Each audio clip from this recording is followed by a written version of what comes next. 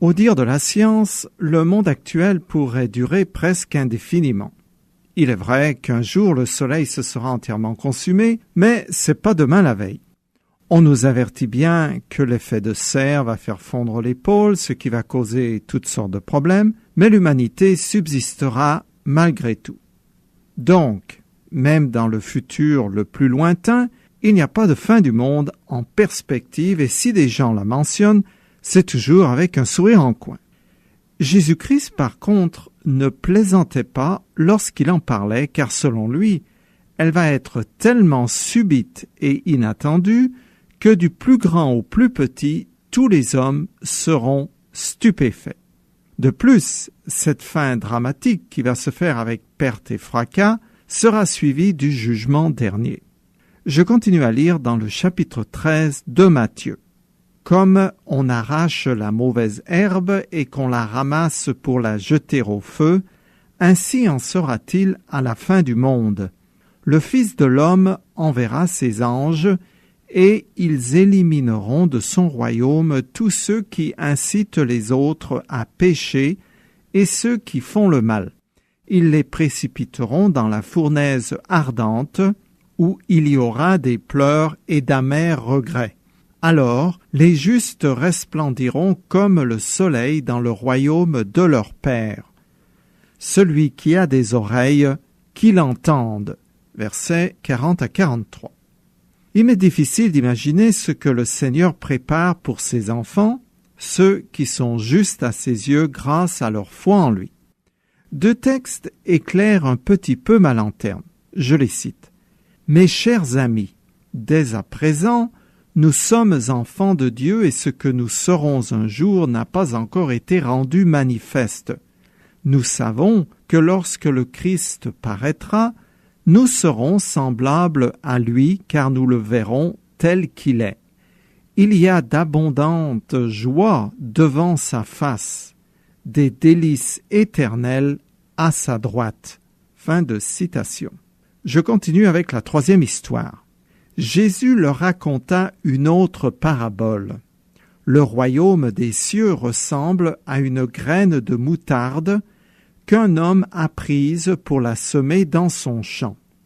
C'est la plus petite de toutes les semences, mais quand elle a poussé, elle dépasse les autres plantes du potager et devient un arbuste, si bien que les oiseaux du ciel viennent nicher dans ses branches. Versets 31 à 32. Dans l'Antiquité, la graine de moutarde était considérée comme la plus petite. Le contraste entre cette semence minuscule et l'arbuste qu'elle produit illustre les débuts modestes de l'Église et sa croissance que nous avons vécue pendant 2000 ans. Au 1er siècle, elle a commencé avec un petit noyau de quelques disciples pour devenir un immense organisme avec d'innombrables ramifications qui constituent la religion de beaucoup. Les vrais croyants, bien sûr, mais aussi toutes sortes de gens représentés par les oiseaux du ciel. L'Ancien Testament utilise plusieurs fois l'image d'un arbre abritant des animaux pour décrire un grand royaume. Lors de son plein épanouissement dans la gloire future, l'Église est comparée au cèdre.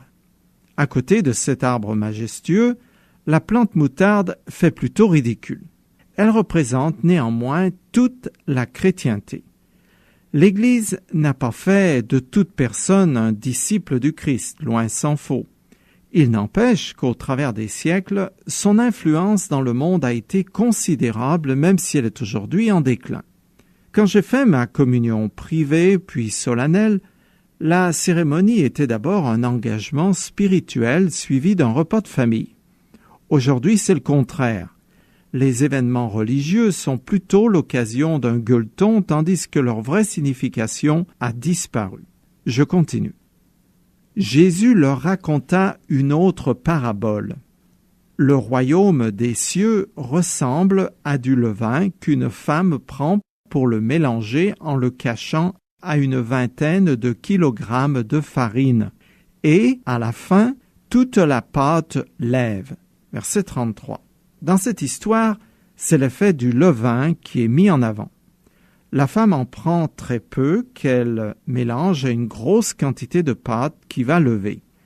Les rabbins avaient coutume d'utiliser le levain comme symbole du mal et de la fausse croyance. Dans l'Ancien Testament, il était interdit d'en mettre dans les offrandes destinées à l'Éternel. Dans le Nouveau Testament aussi, le levain représente l'hypocrisie et la malice. Son absence signifie la pureté, l'absence de mal. Avant qu'elle ne contienne du levain, la pâte est l'Église du Christ constituée des vrais croyants. Par contre, la pâte gonflée représente la chrétienté dans son ensemble telle que nous la connaissons, un amalgame où se côtoient le bon et le mauvais, la vérité et le mensonge, celui qui est sur le chemin étroit, conduisant à la vie éternelle, et celui qui fait route sur la voie large menant à la perdition. Bon nombre de ceux qui se disent chrétiens sont bien gentils sans doute, mais grandement dans l'erreur et totalement voués aux valeurs perverties de notre siècle.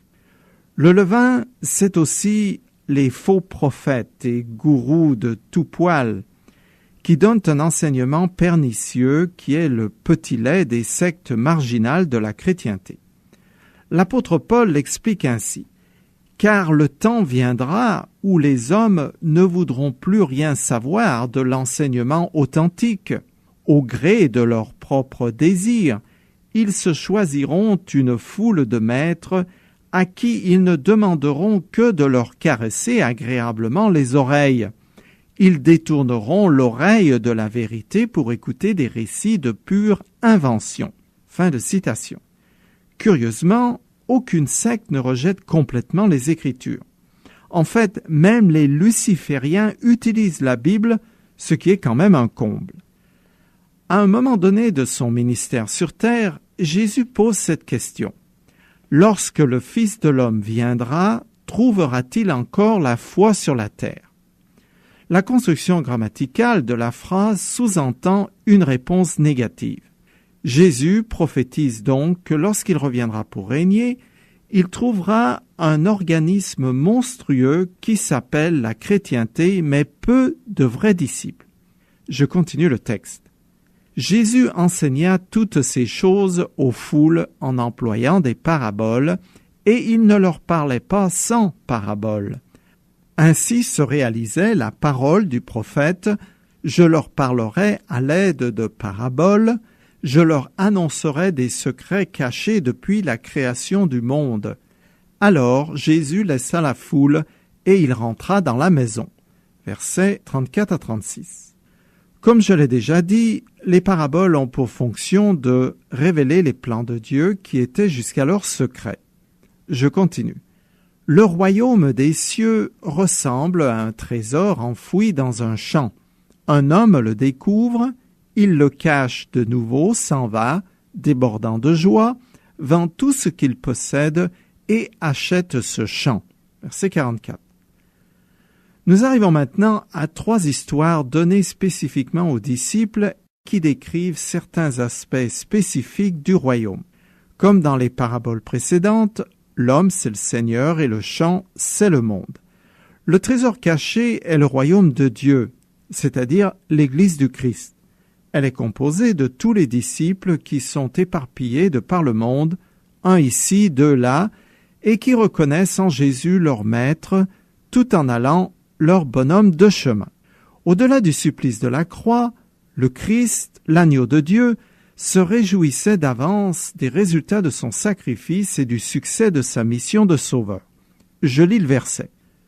Parce qu'il avait en vue la joie qui lui était réservée, Jésus a enduré la mort sur la croix. Fin de citation. Dans le Nouveau Testament, l'Église s'appelle aussi l'épouse du Christ qui sera rendue parfaite. Je cite un passage. « Réjouissons-nous, soyons dans l'allégresse et donnons-lui gloire, car les noces de l'agneau sont venues, et son épouse rayonnante de beauté, sans tache, ni ride, ni aucun défaut, mais digne de Dieu et irréprochable s'est préparée. » Fin de citation. Je continue avec la 6e parabole qui est semblable à la précédente. Voici à quoi ressemble encore le royaume des cieux. Un marchand cherche de belles perles.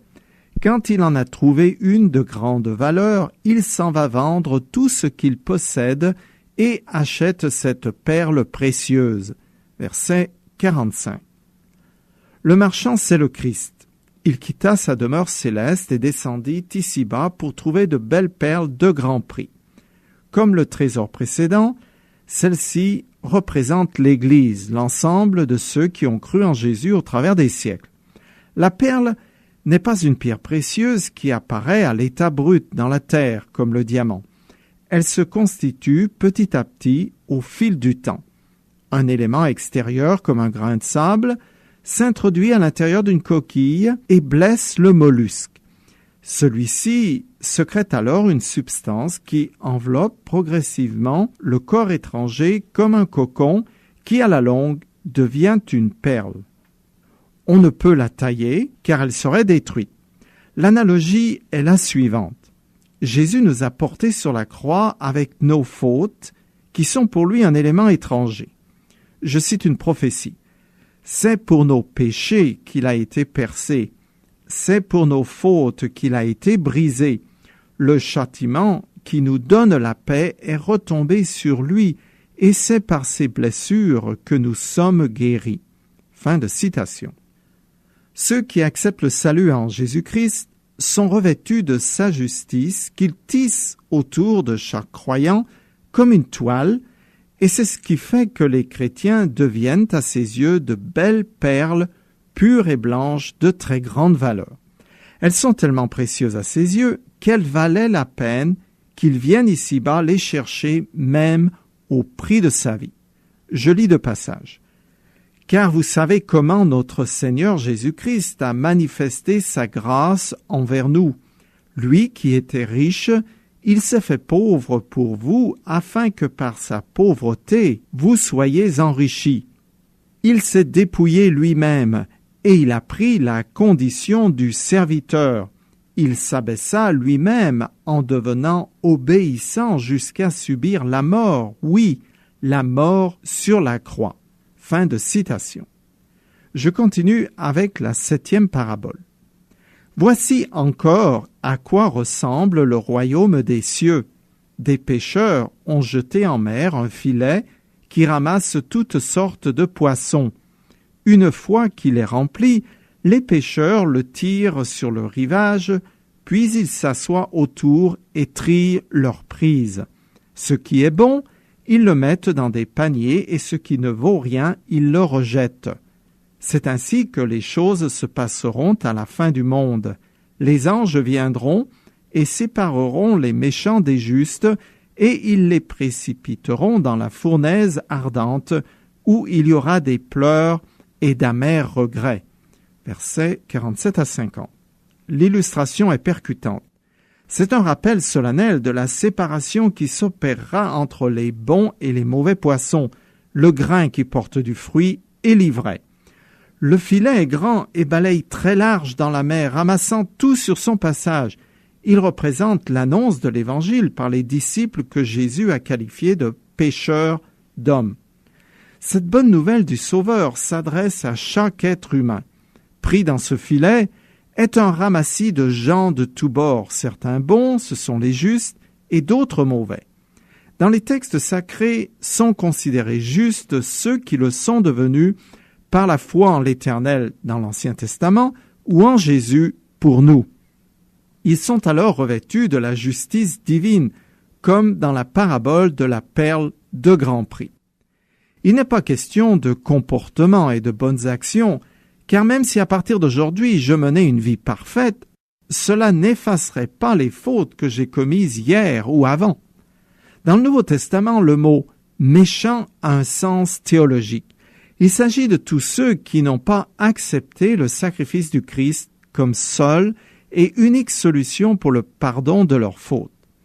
Je continue.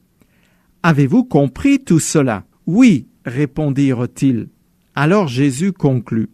Ainsi donc, tout spécialiste de la loi qui a été instruit des choses qui concernent le royaume des cieux est semblable à un père de famille qui tire de son trésor des choses nouvelles et des choses anciennes. Quand Jésus eut fini de raconter ces paraboles, il partit de là. Versets 51 à 53. Tel un bon père de famille qui donne de bonnes choses à ses enfants, ceux qui ont compris l'instruction de Jésus vont pouvoir à leur tour la communiquer à d'autres qui la prendront sous leur autorité. Les choses anciennes sont les Écritures de l'Ancien Testament, tandis que les nouvelles sont l'enseignement du Christ à ses disciples. Cela inclut d'une part son interprétation des commandements de la loi, en opposition au système rituel légaliste qu'avaient créé de toutes pièces les pharisiens, et d'autre part, les principes qui vont gérer le royaume intérimaire qu'est l'Église et qui sont expliqués dans le Nouveau Testament. Jésus conclut les 7 paraboles du royaume par une petite 8e. Ses disciples intimes n'avaient pas fait les grandes écoles rabbiniques. Ils n'étaient ni théologiens ni spécialistes de la loi. Cependant, Jésus voit en eux des hommes qui seront un jour capables d'interpréter et d'enseigner toutes les Écritures.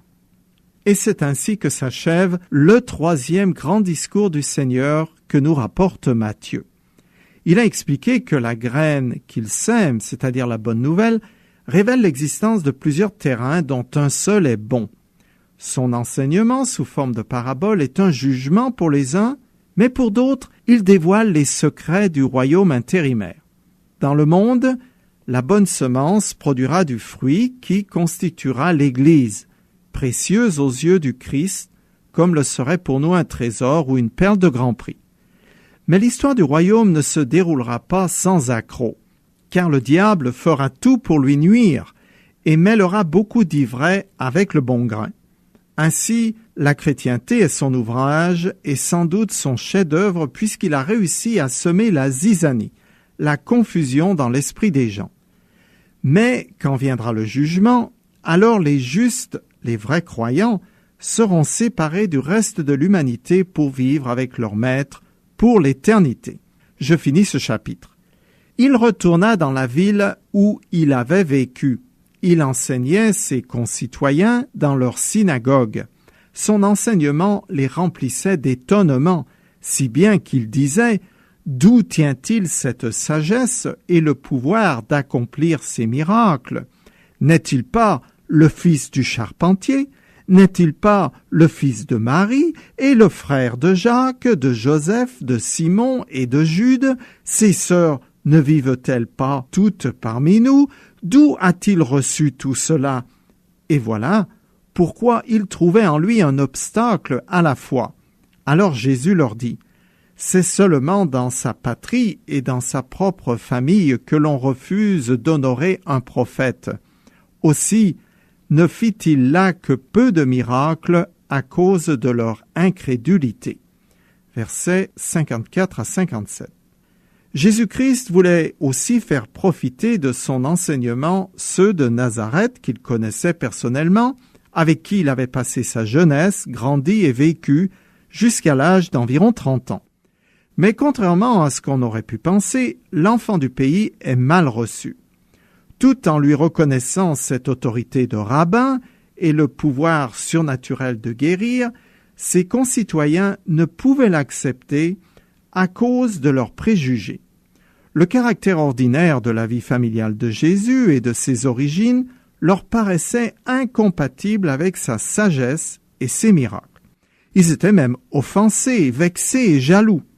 Leur réaction d'étonnement est symptomatique de leur aveuglement. Il est en effet difficile d'accepter la supériorité de quelqu'un qu'on connaît bien. La tentation est de se dire « Pourquoi lui et pas moi ?»